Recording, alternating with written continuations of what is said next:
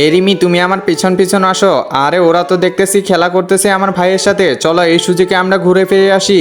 High আপু, কি খবর? হ্যাঁ এই তো অনেক ভালো। কিরে রিমি, তুই থামলি কেন? ভাইয়া আমি না ওই কলার মোচাটা খাবো। আচ্ছা কলার মোচাটা খাবি, দাঁড়া আমি আনে দিচ্ছি।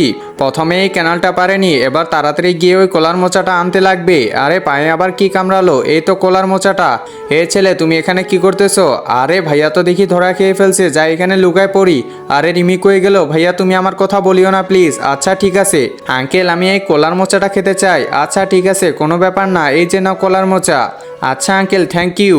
এই তো আবার ক্যানালটা পার হয়ে গেছি। কিরে ভাইয়া তুই আসলি? হ্যাঁ হ্যাঁ।